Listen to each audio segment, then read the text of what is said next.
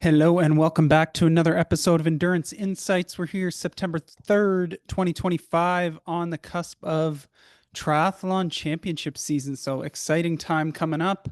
And today I'm going to talk about three topics. Join me every week here. I talk about three different topics that I notice that I'm dealing with my athletes, or that I get a lot of questions on, or that I think there may be some misconceptions out there on. So, topics this week are going to be why you should and how often should you be running off the bike or doing brick runs, as they're called. Second one is some tips to deal with GI issues in both triathlon and marathoning, and maybe some of the things that could be causing issues for people, and some training ways that we can be able to up our game in terms of how much we can take on and limit GI issues. And final one I'm going to talk about a little bit is polarized versus pyramidal training for both running and triathlon, and what they are and maybe how they can be used to improve certain types of athletes, and maybe where it should be avoided for some sort of athletes as well. All right, first one. So, why you should and how often should you be running off of the bike in your training? So, I do think brick runs are important. I think some people tend to overuse them a little bit sometimes in terms of wanting to do them like three times a week in the lead up to a race. I do think you need to be doing a fair amount of fresh running to get the good quality in on some of those long runs or speed workouts and things like that. But brick runs definitely have a spot, and there's a cool thing that happens as you do a number of them in the final weeks. Personally, as a coach, I really only use them a lot of times in the last like 12 weeks leading into a race, and we're starting to get a little more specific. From the time before that, I'm usually wanting athletes to just be doing the runs with nothing stacked right before it. But the purpose of our brick runs is usually kind of to teach the body to handle that bike to run transition. So there's this neuromuscular adaptation that happens when you first start doing bricks. It's aptly named for a reason, because your legs feel like bricks and you have this jelly feeling of your legs, and you're like, oh my goodness, I'm just like very discombobulated in how it feels. And then over time, over a number of weeks of doing these bricks, it starts to feel a little bit more steady. And then a number of athletes even report, as you start to do more of these bricks, that you honestly feel better than when you started just a regular run, because you're nice and warmed up.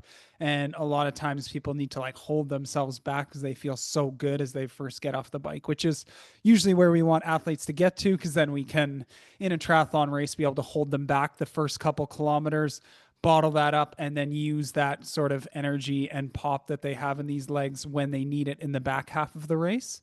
And then again, mental rehearsal. It's just, again, good to run through those kind of pieces of um, starting to shift your mindset of you finishing that bike. Maybe you're upping your cadence a little bit to match the run cadence. So if you're running more like 170 to 180 cadence, then getting that cadence up to 85 or 90 on the bike starts to match that run cadence a little more, versus if maybe you're more of a grinder like myself, who rides like low 80s or even high 70s sometimes in my triathlons, just because I'm efficient at that in terms of pushing power and keeping my heart rate down on that stuff.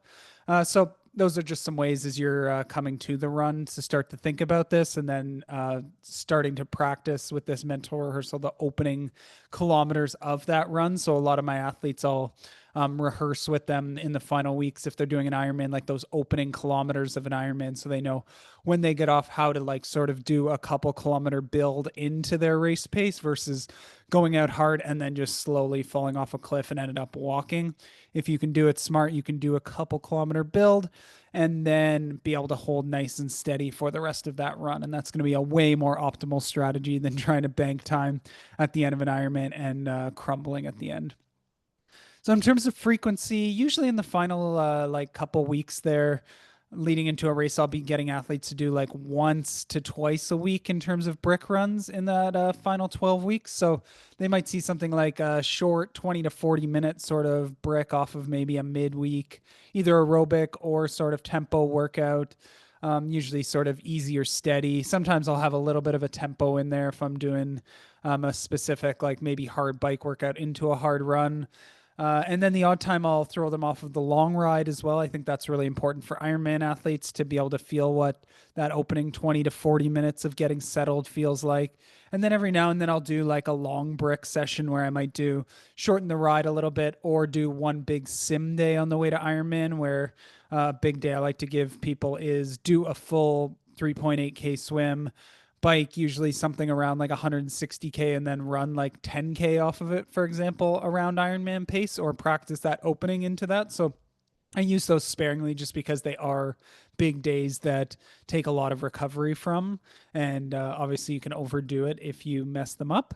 So, long bricks I use sparingly, but those short bricks are, you get enough of those to start to get that feeling, change the neuromuscular, get that mental rehearsal, and then you kind of shut it down as it's starting to build a little extra fatigue because you need to come back and do a workout the next day. So most of the brick runs I want people to keep controlled, definitely not an all-out effort. I am not a coach who's a huge fan of emptying the tank very often in workouts.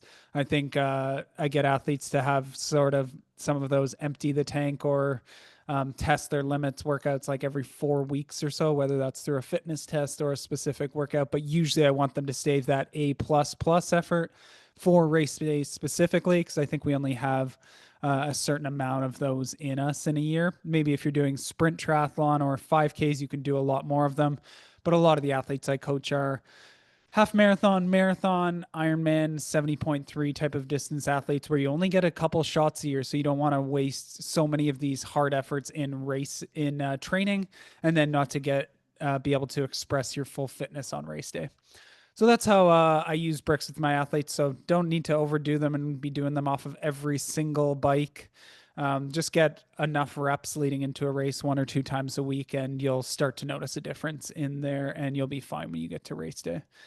And then next one I wanted to talk about was dealing with GI issues. So this is a common one a lot of people battle with, and I think you can definitely mitigate this a number of ways. So I'm going to go through a bunch of different ways that, and usually it's not only one thing. You might have to put together a few pieces to sort of solve this.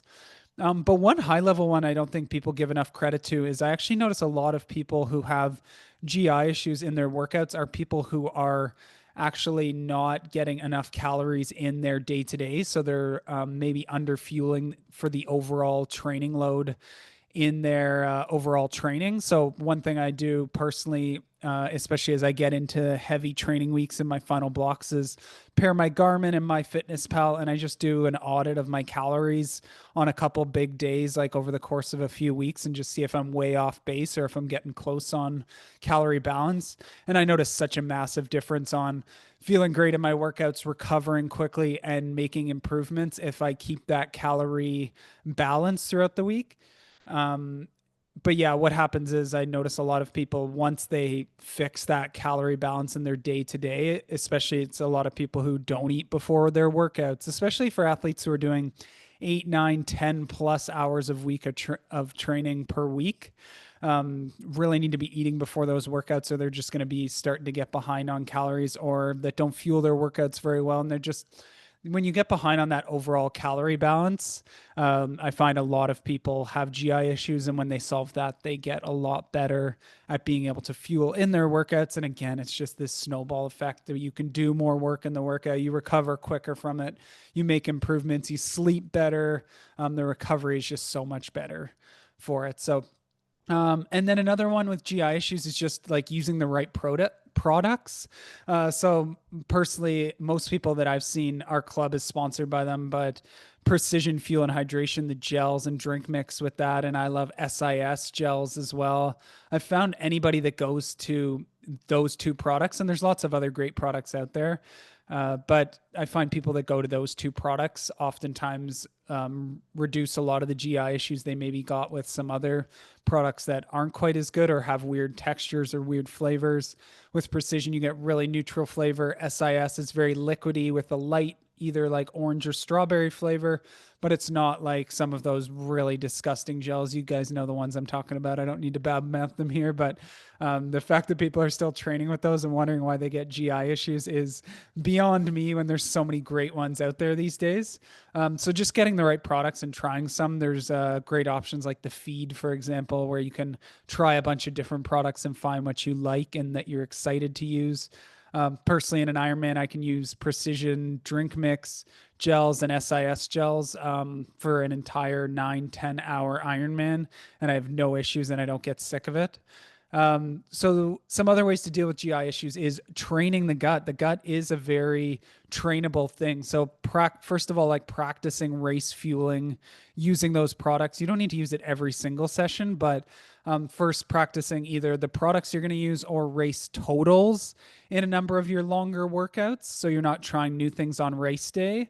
And then one thing I get people to do is some GI resiliency training. So every now and then on maybe a longer ride, if they're doing it like on the trainer and they have easy access to a washroom, is I might get them in a 5 hour ride to fuel regularly where they're trickling in carbs and sodium and hydration throughout maybe hours 1, 3, and 5. And then for hours 2 and 4, I might in the middle of that hour get them to take their entire total of carbs, sodium, and hydration all at once or within a couple minute window. So if they're doing, let's use an example, 90 grams of carbs an hour, 750 mils of fluids, and 500 milligrams of sodium that's mixed in that same hydration bottle, I'll get them to like chug back that bottle, hammer that 90 grams of gels. And when you do this the first 1 or 2 times, you're like, oh my goodness, this is just sitting in here and is like crushing me. And I like probably need to go use the washroom, but you do it once or twice.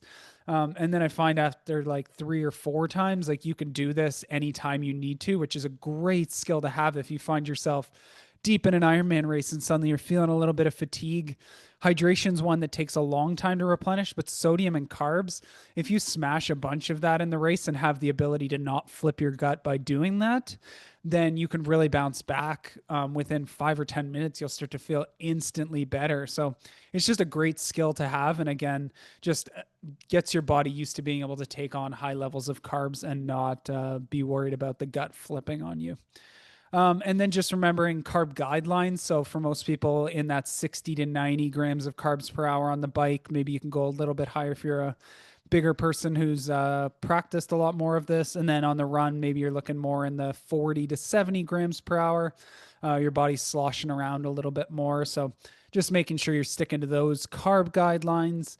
And then just remember if you're getting above 60 grams an hour to start to think about those dual transport systems. So we hit a cap at about 60 grams of glucose.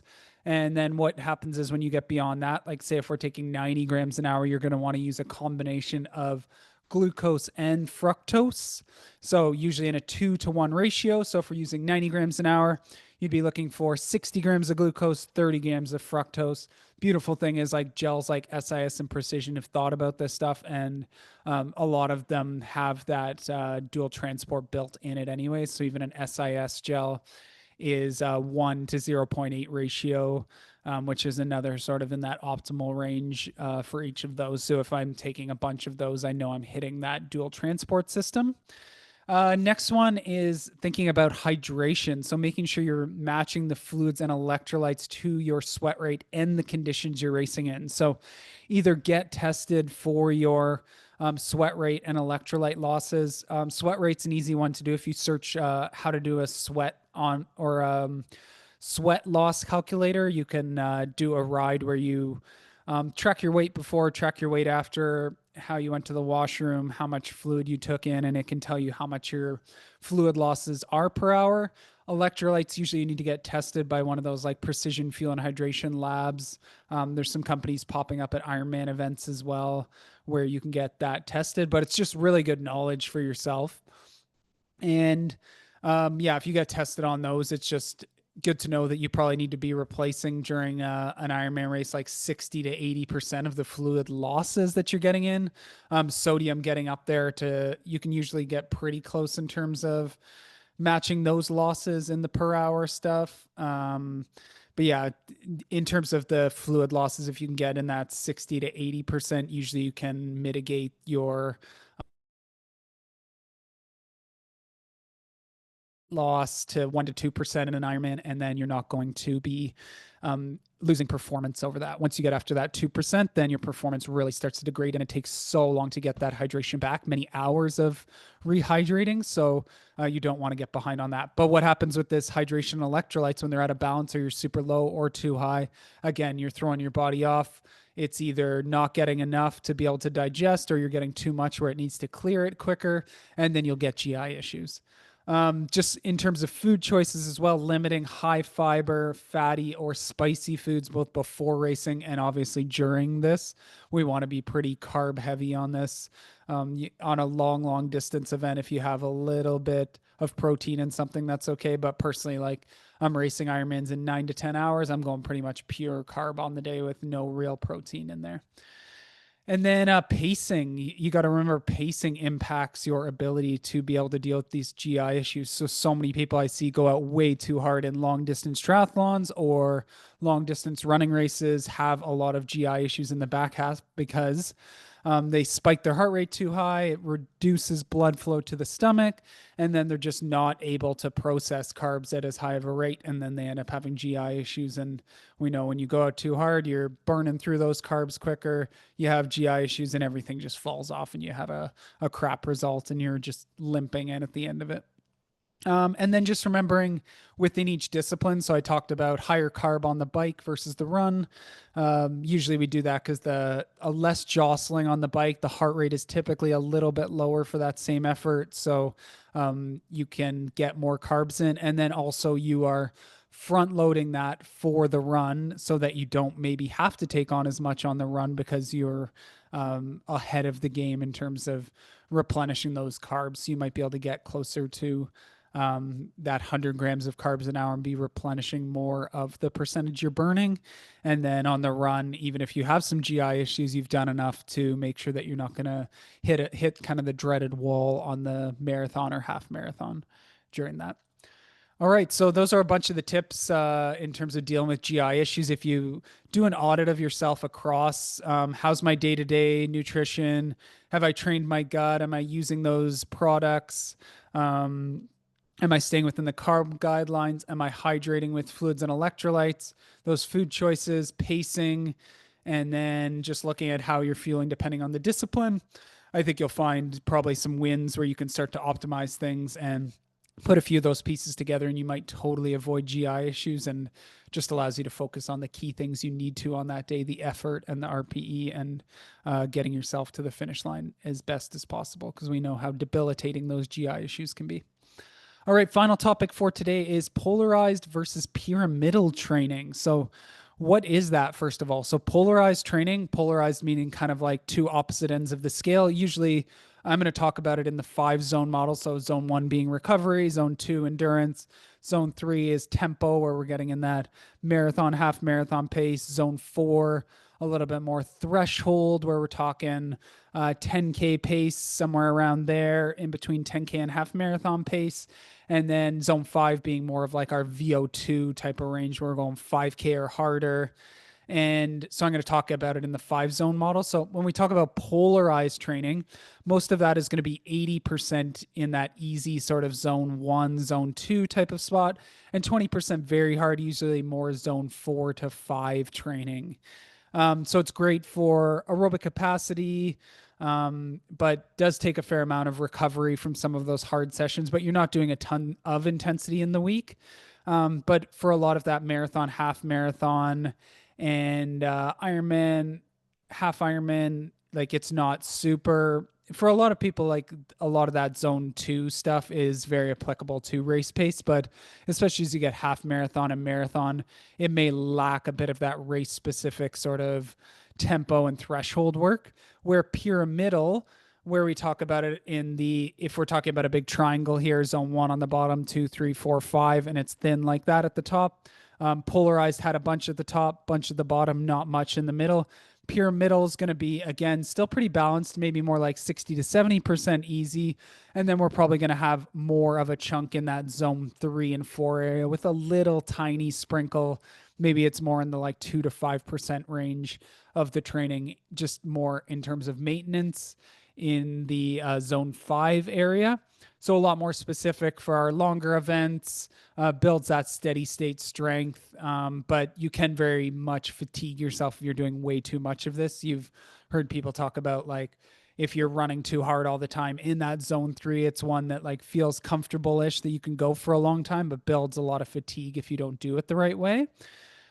So I actually use both of these methods in terms of depending on the athlete and their races. So a lot of my athletes, depending on the time of year, I'll get them to do a lot more polarized training early in the year as we're building aerobic base and we want to raise their ceiling. And then we get a little bit more pyramidal closer to the races because we've built this massive base, push the top of the triangle. So I've built the triangle bigger, and then we fill in that sort of zone 3 type of stuff in the middle that is very race specific, and widen that out because we kind of start out with this big base and it's a little thin in the middle, a little strong at the top, but we've raised the ceiling, and then we got to fill in that zone 3 with some good tempo and threshold work. So I usually move from like polarized more to pyramidal depending on the time of year. Usually pyramidal as they get a little bit closer to the races. And then again, I'm focusing more on half marathon, 70.3 Ironman racers. So the pyramidal is a little bit more applicable to that. And then also depending on the athlete background. So I have a lot of elite CrossFitters I work with who come to me, and oftentimes they're pretty low on the like base side of things, as well as a lot of that zone 3, but they are like VO2 anaerobic monsters. So I don't really need to do a lot of polarized with them because there's just so much hard stuff in there and they are already so developed. Like they have this very tall ceiling, but they have this very like thin, if you want to call it. It's like Leaning Tower of Pisa. They're super tall on their fitness, but they don't have a very good base. So for them, I'll do a lot more pyramidal because if we can widen that base there, it's just going to help them across everything in terms of their recovery. They notice it even on their like 5 to 15 minute like Metcon type of events there. They notice a huge difference in their ability to recover in those sessions and just hold strong to the end, as well as a lot of them race multiple times in a day. So if they're doing something like CrossFit Games or World Fitness Project where they have 2 or 3 competitions in a day, they might not need to go as deep, but they can run at a higher capacity of that sort of maximal for each of the events and be able to do that multiple times over the course of a weekend. So those CrossFitters, I'll do a little bit of that top end stuff, but it's more for like run economy. So they can sort of apply some of that top end VO2 they have to actually using it efficiently at top end speed, but it's not these like huge 20 by 400 workouts where I'm trying to build capacity. It's going to be a lot of 100s, 200s applying it. And then I'm going to focus way more on like longer tempo, zone 3, zone 4 sort of threshold stuff, as well as tons of aerobic base because they just have so much they can do with that. Versus a newer athlete who maybe comes to me and has done no endurance training or no real sporting past, I might get them to do a lot of polarized starting, and it might be more like 90% easy if they're like building the aerobic base and building that tissue resiliency because they're going to get so many initial gains off that. And then the hard stuff kind of, again, introduces their system to some development of that top end and raise the ceiling. And then we'll go to pyramidal after that. And then also just remembering, depending on the discipline and where they're coming from, like you can't do a lot of polarized stuff with a newer runner as they're coming in there, because if you're doing a bunch of VO2 max, like hard 400s and stuff like that, they're just going to get injured really quickly. So you might be doing almost 100% easy stuff, easy to moderate in the first bit as they're building up some mileage, consistency, and tissue resiliency. And then you might be adding in, again, some of those top end hill reps and strides to introduce their body to some faster running. And then we might get into that 10 to 20% of harder efforts once they've earned the right to do that. And then go to pyramidal stuff, which can be higher risk of sort of fatigue and injury if it's not managed. And then we'll get into that. But you can also use kind of some of that zone 3 stuff as a moderate way to get them to start to feel a little bit of pace changes and mix up the training a little bit in the early phase. So hopefully that helped you out with how to use maybe polarized and pyramidal within your training as well. And there's a place for all of them. Just remember your athlete past, your injury risk, your age, and the event you're training for. And that will go a long way to help you choose depending on the time of year. or use a coach like myself who can identify all these stuff and start to direct the training in the right way so that you are improving for the things you need to improve on. All right, thanks for joining this week. Toss a like and subscribe below if you enjoyed this content. That helps me get it out to more people. And we will see you next week for 3 more topics. And again, if you have any more topics you want me to cover, send me a message on Instagram or comment below what you want to see. Have a good one, and we'll see you next week.